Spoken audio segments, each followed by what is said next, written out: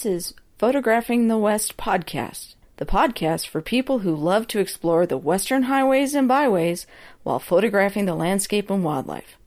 And now here's your host, Kirby Flanagan.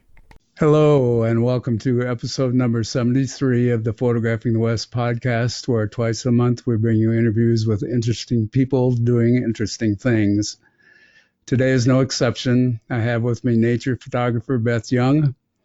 Hi, Beth, and welcome to Photographing the West. Thank you, Kirby. I'm happy to be here. Thank you for inviting me. You're very welcome. So why don't we start by having you introduce yourself as a person and a photographer, and so everybody knows a little bit about yourself. Yeah, thank you. Certainly. A little bit about me. I grew up in New York. But I've been living in Sacramento for about the last 19 years. I'm a nature photographer, and if you look at my work, my favorite subjects are mountain landscapes, trees, forests, alpine lakes.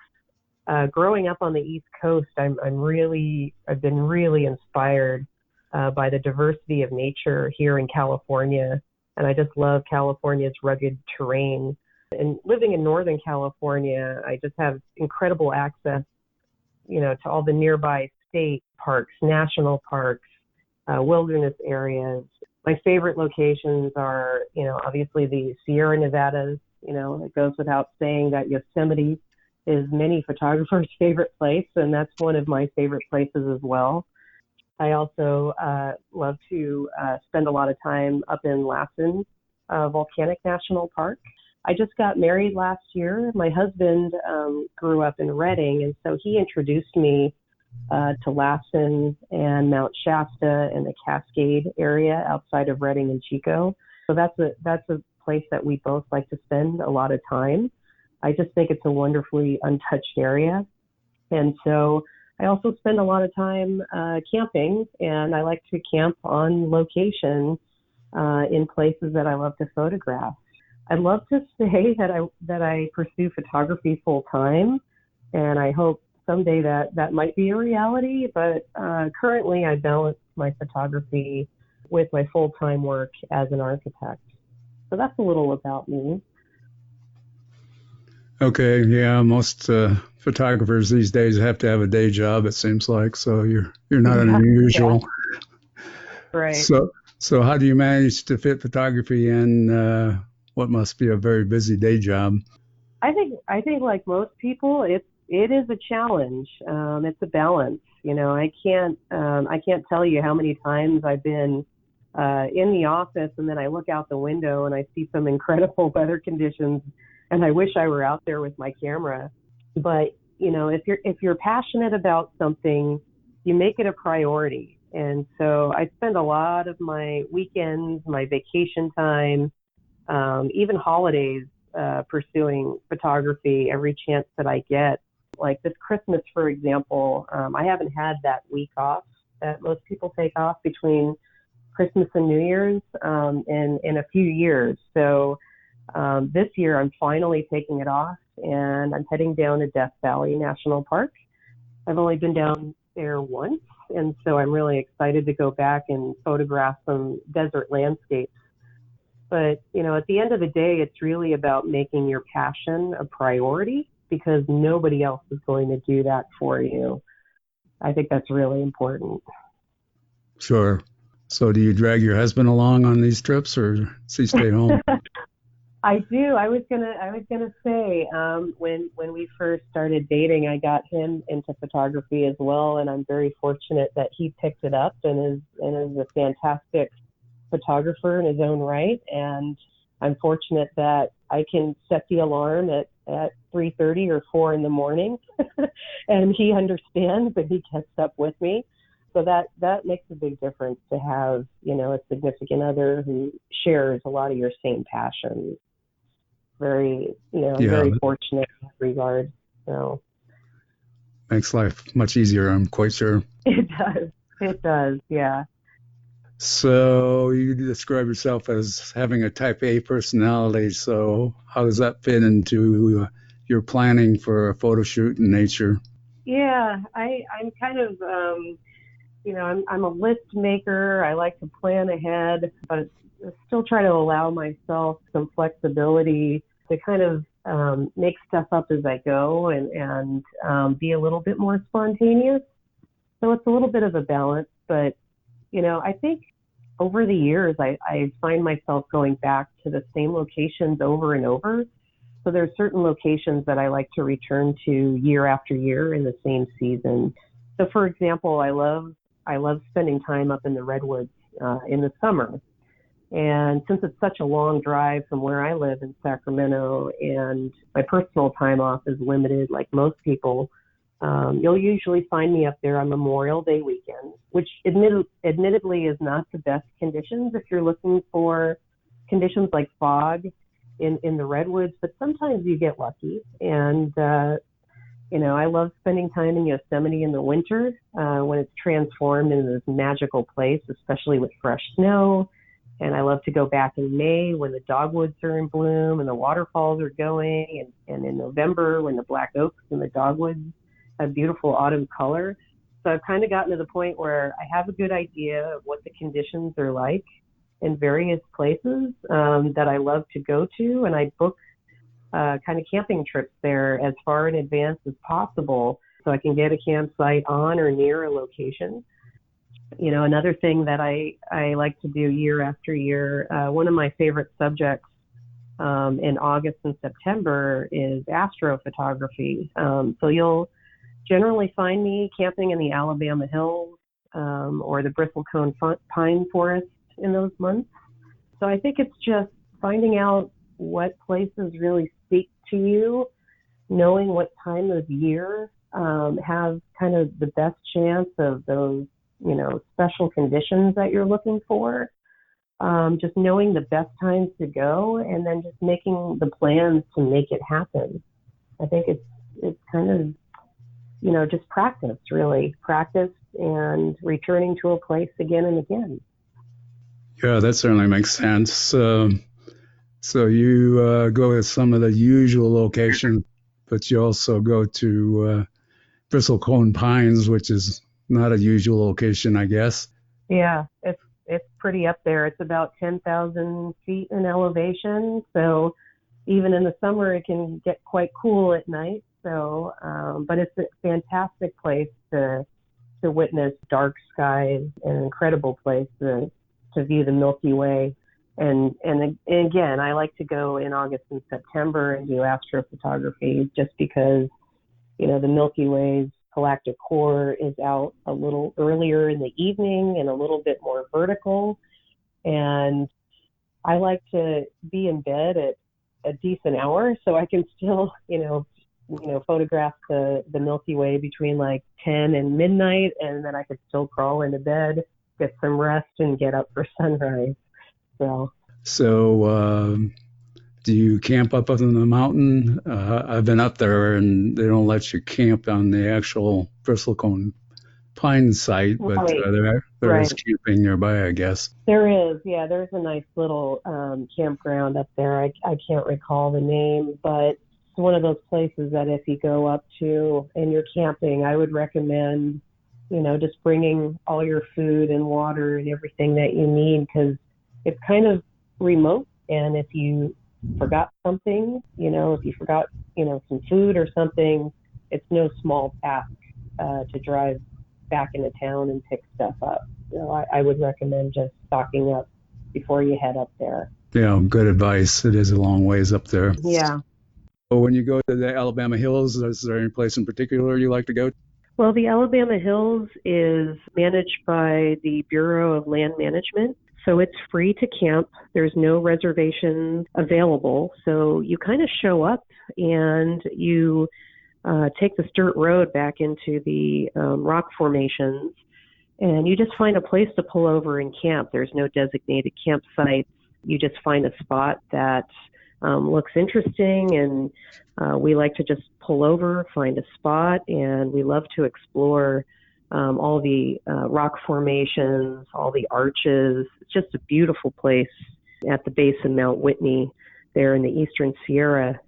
There's no facilities there, so you pack in all your own water, your food, everything that you need. There's no bathrooms, no showers, or anything like that. So typically we'll camp there for 1 or 2 nights, but probably not much beyond that, because after that, a shower sure feels good. Yeah, for sure. Dry camping has its limitations particularly if you're tent camping, which I guess that's what you do.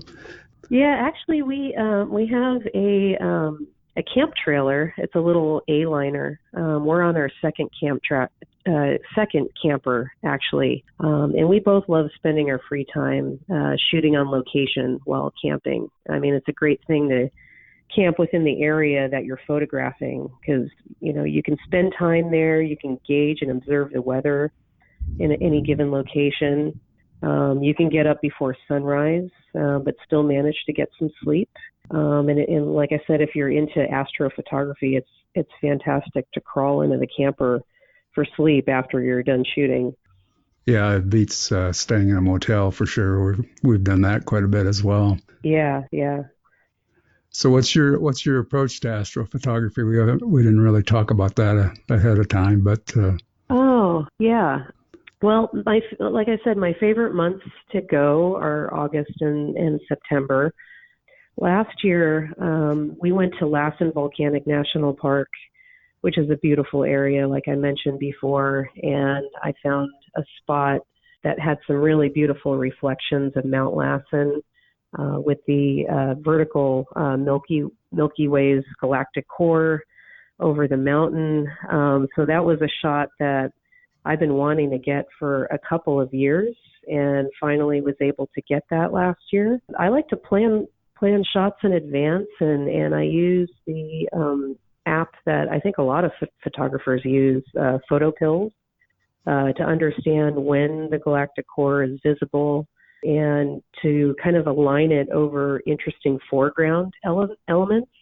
I don't like to just shoot the stars. I like to also get some interesting foreground, like a mountain or a tree or an arch or something like that in the foreground. I think that just makes for more compelling astrophotography images. It's just a lot of fun to do. Yeah, I agree.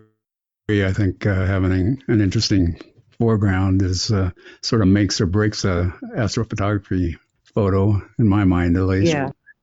Yeah, I mean, the same principles of composition apply whether it's astrophotography or not. So. Sure. So what we did talk about a little bit is what do you do when you arrive at a location and nature doesn't give you what you planned for? Well, that happens a lot, right?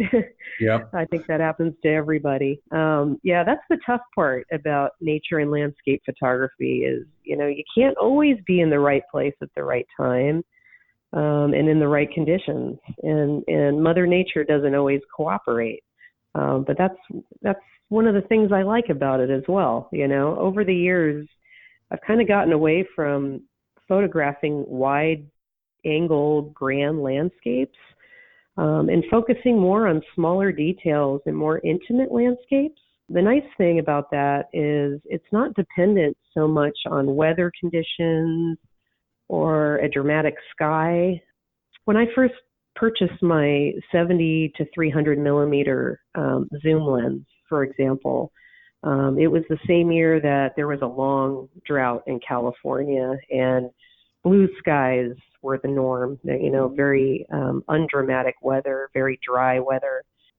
So that year I kind of spent a lot of time learning to zoom in on smaller details, bringing the subject closer, doing some more macros. And that really opened up my creativity. I wasn't dependent on the weather so much anymore, but those became my favorite photographs, is more the intimate landscapes that did not include the sky, that were not as dependent on the weather.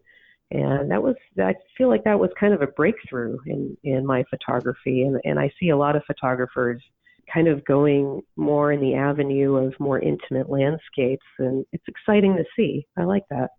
Yeah, and it's easier to take something that's unique rather than the same photo that everybody else has taken over and over again. Absolutely. Absolutely. I mean, you can only photograph tunnel views so many times.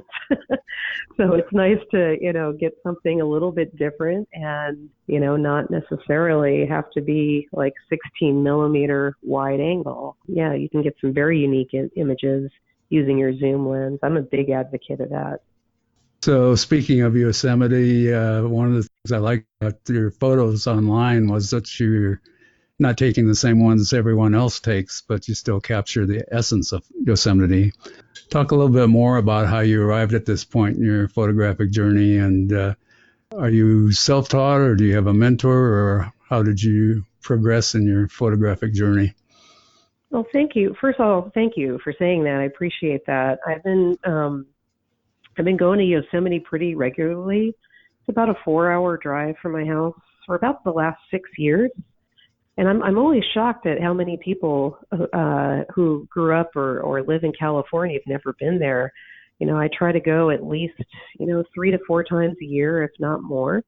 I wouldn't say I have a mentor per se, but back in 2013, which is when I was really getting serious about photography, I took my first photography workshop.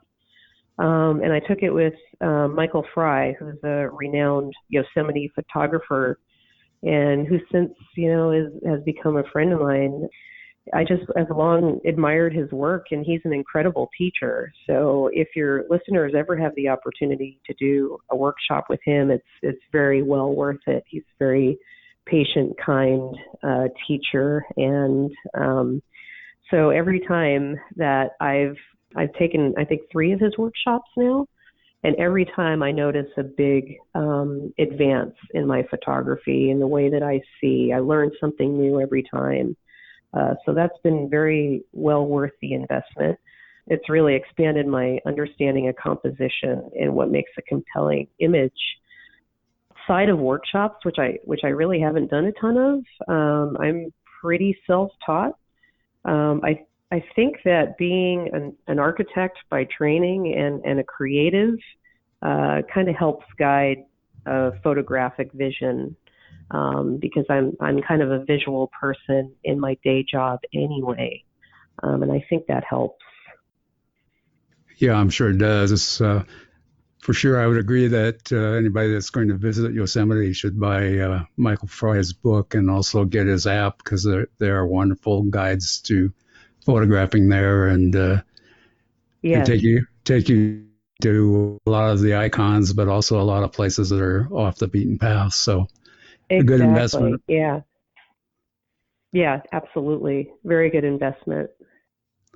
So you describe yourself as a commercial photographer. What does that mean to you, and how does that work as a business?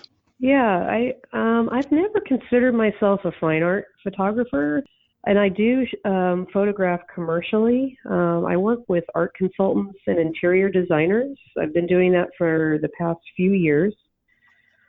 That's not to say it's incredibly lucrative financially, but I am glad for the small extra income to offset some of my expenses. As we know, photography can be an expensive hobby, so it's nice to have a little bit going back into investing in that, into my photography.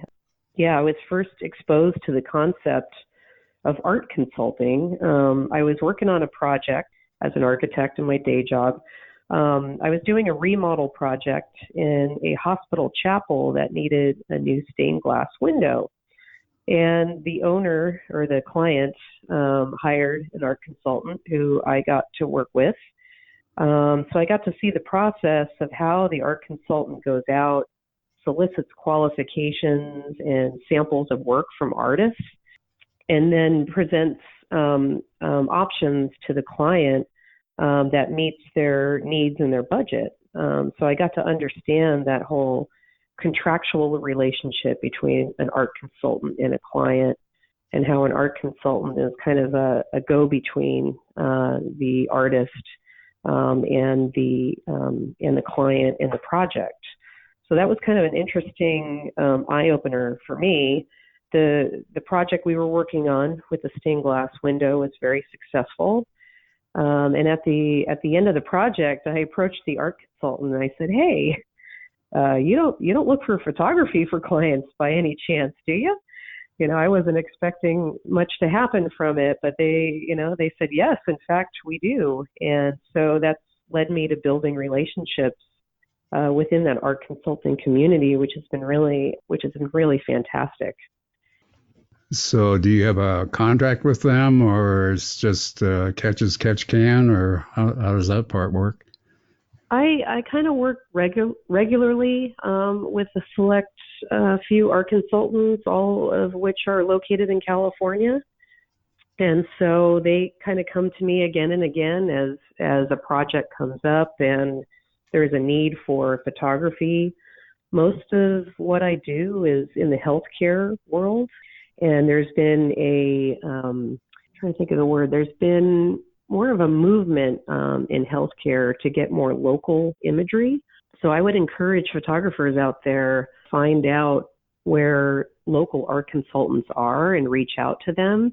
There is a lot of need in the corporate, for corporate projects, healthcare projects, especially for local photography, and the demand can't always be filled. So I would encourage photographers to seek out art consultants who are local to you. They may be, or they may have a project where they are looking for local photography. That's the trend that I've been seeing lately in projects. There's an opportunity there for sure. Okay. So how do you find a local art consultant, and how do you know if you've got a good one or not? That's a good question. I only know the caliber of the art consultants I'm working with because of my work as an architect. So that's a good question. I would say, set up a call or set up a meeting with an art consultant in your area. Ask about pricing. The pricing that they give you can kind of vary. And obviously we should all be paid what we're worth without, being too excessive. I try to keep my rates pretty competitive. And, do they pay in a timely manner? I guess we're going into the business side of things now a little bit. I think a good relationship with an art consultant is fair payment. You give them invoices, they pay in a timely manner, and they're just professional to work with. Obviously, you can search online for local art consultants. Their websites will typically have a lot of examples of the work that they've placed in different projects. So it's worth checking out and reaching out to folks. Okay, good advice. So I live in Carson City, which is a fairly small city, 50-some thousand, and then Reno is more like 250,000. So if I were looking for somebody, I'd probably be up in Reno or similar size city, I guess. Huh? Yes, absolutely. Yep. Building on that a bit, you have a special interest in art as part of the healing process for hospital patients. Where does that interest stem from, and how did you put it into practice? Yeah, so those that know me or know my work also know that my passion and my specialty is nature photography for healthcare environments. That's what I tend to specialize in. I'm very, very passionate about creating images that soothe people who are in really stressful environments like hospitals, psychiatric facilities, cancer centers. I kind of started on that path. I had a very close relationship with my aunt. She was really my surrogate mother, really. And she was also, unfortunately, she was also very chronically ill and somewhat mobility impaired. But she absolutely loved nature, and she just couldn't get out in the world like she used to. So when I first got serious about photography, I'd always share my images with her. First it was, through text message or email. And then, she eventually got on social media.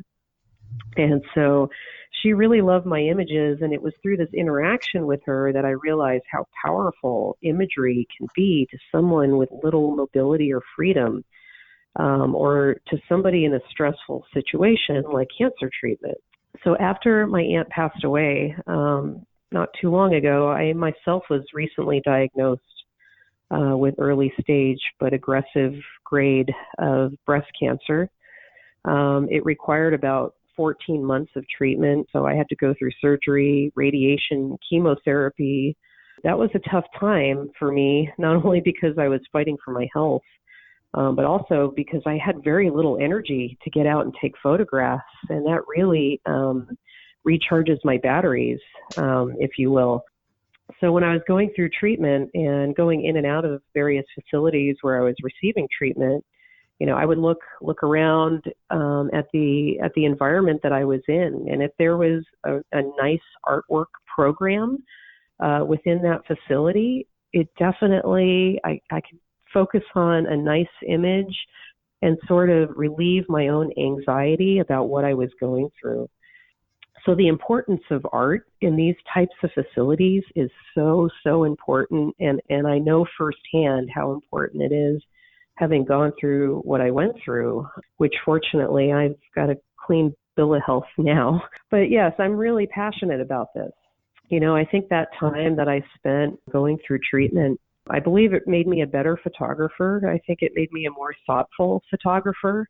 I think it made me a photographer that serves this particular market even that much better. And I just appreciate nature that much more, and how important having biophilia and natural images around you can really relieve your stress and anxiety about something that you don't necessarily have much control over.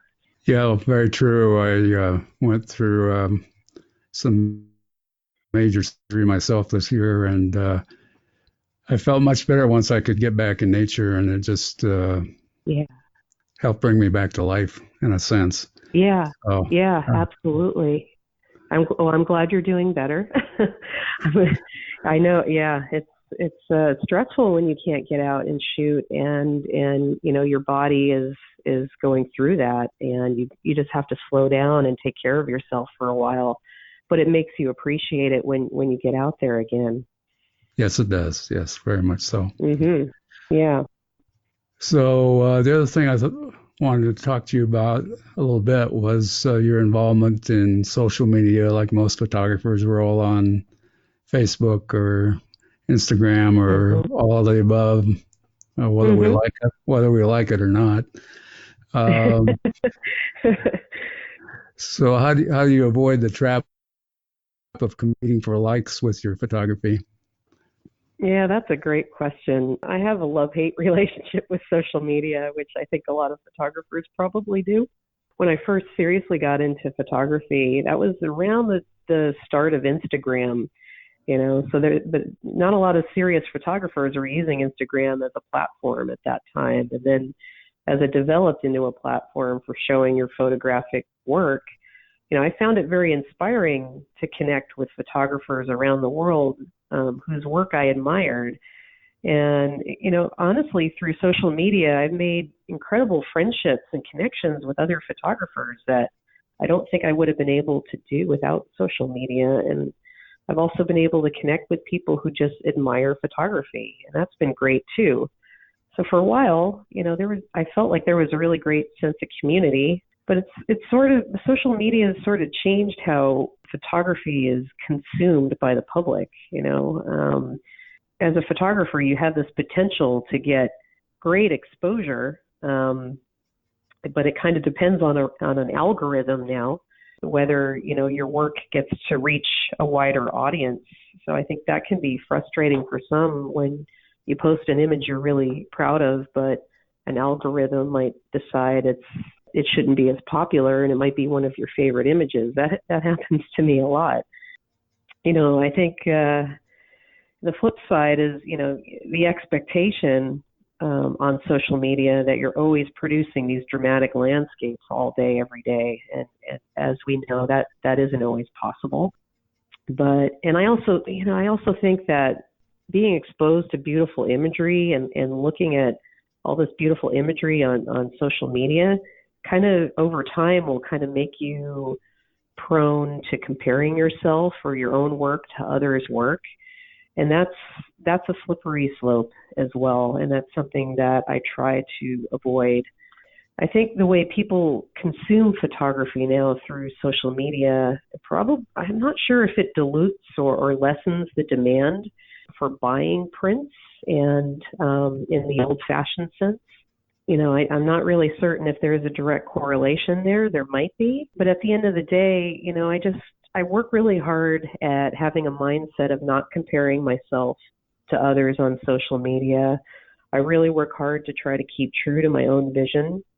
And it's funny that some of my favorite images are some of my audience's least favorite images and vice versa. I think we've all experienced that. But I really consciously work hard at not letting the number of likes or lack of likes bother me. As long as I'm producing work that I can be proud of, that is absolutely the most important thing to me. Yeah, that's makes a good sense. I don't know about Instagram per se, because I'm probably more on Facebook than I am on Instagram, but Facebook owns Instagram, so I'm sure they're similar. And if you want to have your work seen, you almost are compelled to, run ads and all that kind of stuff. Otherwise, you may get a handful of people looking at it. Right. Yeah. I think, as long as you keep producing consistently good work, I think slowly over time your audience is going to build up. And yeah, it's not about, I don't know what I'm trying to say. Yeah, it's not about the grand landscapes and the dramatic landscapes that get a lot of likes. Just consistently produce work that you're proud of, and you will eventually build an audience that appreciates your work, I believe. Hopefully that's true. Well, before we go, why don't you tell everyone where to find yourself and your work and everything that you do? Yeah. So my website is optimalfocusphotography.com. I can be found on Facebook at Optimal Focus Photography. My website also has links to my Instagram, which is at optimal_focus, and believe it or not, Flickr. I love Flickr. It's, one of those older platforms, but I use it more than anything because it's not as social media like.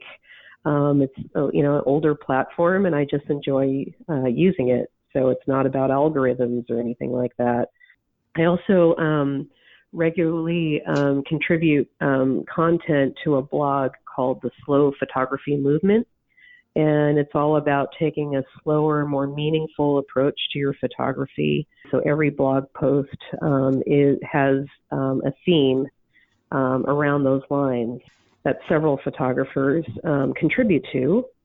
And, I love connecting and hearing from people. So I would love if your listeners checked out my work and dropped me a line. I'd love to hear from them. My email is also on my website, but I will give it to you as well. It's optimalfocusphotography@gmail.com. Okay, great. So Great. Before we go, talk a little bit more about this slow photography movement. Oh, so it's a blog that's online. It also has an Instagram account, but the purpose is blog posts that encourage a slower, thoughtful, more meaningful approach to photography. I think it's in response to like what we talked about earlier. The grand big landscapes getting all the likes. This is more about being true to your own vision, creating unique images that might be a little bit more, spiritual or meaningful. And really, is there a particular subject that you really, really connect with? And if you're really passionate about a particular subject, I think that's really going to come through in your photos. So it's around those lines. I have a blog post coming up about woodland photography, which is something that I've always struggled with. It can be challenging when you're walking through a forest. How do you find a composition? There's so much chaos, compositional chaos in that environment. So how do you seek out meaningful compositions within that environment? And it can take a lot of exploring and a lot of just looking really hard to find things to photograph, that aren't as obvious. Yeah, for sure. I experienced that the first time I went to Olympic National Park, where everything is chaos. I mean, there's trees everywhere, things falling down, things growing up, moss everywhere, and I'm not sure I ever quite succeeded in getting anything great there, but I certainly understand the challenge. Yeah, I've heard that about Olympic National Park. I've not been there, but I've heard that the rainforest area is one of the most challenging places to photograph. Yeah, without a doubt, or at least in my experience. Mm-hmm. Well, we should probably wrap this up. So Okay. thanks for being on Photographing the West, Beth. It's been a lot of fun. I'm glad we got thank you the so chance. much. Oh, you're very welcome. Me too. Yeah, I had a great time. Thank you for the conversation. Yep, you're very welcome. So to see Beth's photos, go to her website, and you can also find a selection of them on www.flanaganphotos.com, spelled FLANAGANPHOTOS, for the show notes. If you enjoy these podcasts, please tell your friends, family, and fellow photographers about them. Bye for now, and we'll talk soon. Thanks for listening to Photographing the West podcast. Please subscribe to the podcast in iTunes and leave us a review. Till next time, here's wishing you safe travels and good light.